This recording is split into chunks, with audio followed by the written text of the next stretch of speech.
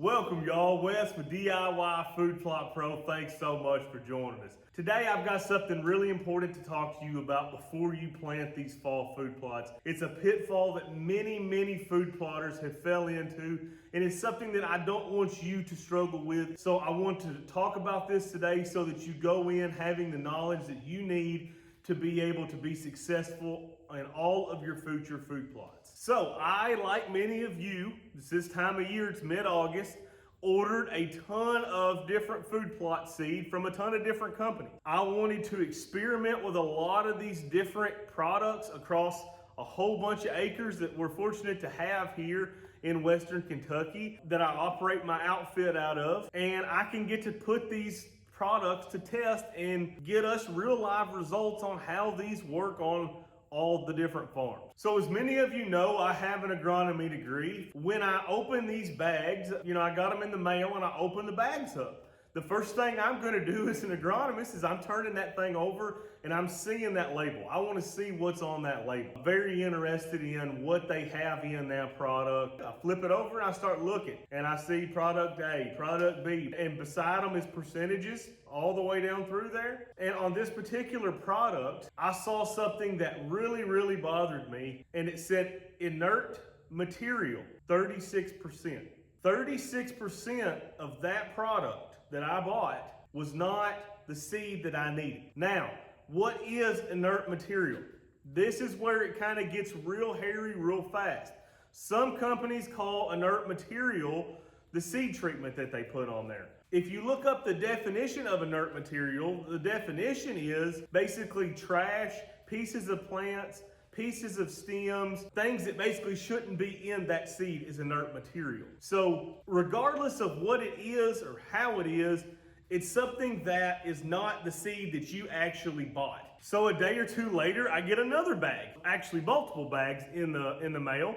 I open them up, I read the labels, same thing. This one actually says seed coating. One of them was 30%, one of them was about 20%. And a seed coating is not a bad thing. This is not a bash, okay? I want to explain this entire thing to you so that you understand this. If you don't realize why this is important to you, wait till the end of this video. You will understand why this is so vitally important. The next one that I got in the mail that day said 20 or 30% seed coating by weight. A seed coating is not a bad thing. That's going to help our germination rates when it goes to that field. No question about it. You're gonna have a higher germination rate when you have treated seed. That's just all there is to it. But the issue is, if I tell you to put down 10 pounds of X seed, okay? You need to put 10 pounds of it down per acre. And you go to the store and you buy 10 pounds of seed, you get home and you take that over your acre and you sow it. If you're like the two products that I bought, you have nowhere near 10 pounds on that plot. So what you're gonna have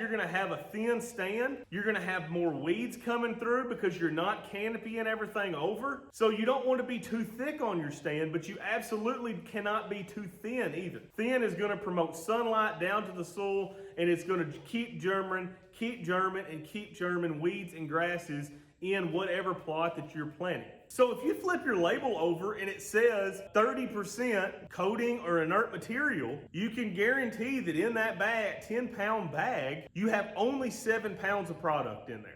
But it gets even worse. It gets much worse than that. Okay, so now we're gonna look on this seed label and we're gonna see our germination rate. What does that mean? That's the percent out of 100 that are gonna germ up. They're gonna actually start growing. So if you get say a 80% germ on the seed that you bought, right? And you've got a 30% coated material. Let's just, to make this math easy, we're just gonna say a 10-pound bag. And you've got 30% by weight on a coating or inert material. All of a sudden you're down to 7 pounds. Of that 7 pounds, you only have an 80% germ. So you end up with 5.6 pounds of actual seed that is going to germinate and be useful to you in your plot out of a 10-pound bag that you bought. Now all of a sudden, as this is making sense to you guys, why this is so vitally important. Because you're cutting your rate by 50%, essentially.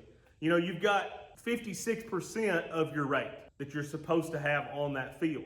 Like I said, this is not a bash towards the the seed companies, anything like that. But I wanted to let you guys know, when you're going out there to seed this stuff, you can't go by off of that bag says it's 5 pounds and Wes says put 10 pounds. So I'm gonna put 2 of them. In that scenario right there, you basically cut your rate by roughly half, and you don't have anywhere near enough seed out there to get that canopy, that good lush thick canopy that you want to keep the weeds and grasses down and at bay. There's a lot of folks that don't understand this information, that don't know this information, and it doesn't seem like anybody's out there shouting it from the rooftops. But this is going to quickly lead to a, at best, not very good food plot. And at worst case, it's going to lead to a failed plot where you have too much weeds, too much grass pressure. If you're still on something like clover, you've cut your rates by half, you're almost guaranteed you're gonna have to go in next spring and sow more. So I just wanted to share this video with you guys so that y'all understand that what that label means. Read that label, understand it, know how many pounds that you're actually getting out there and not what the actual bag says. So thank you guys for watching. If you found this video helpful, smash that like and subscribe button.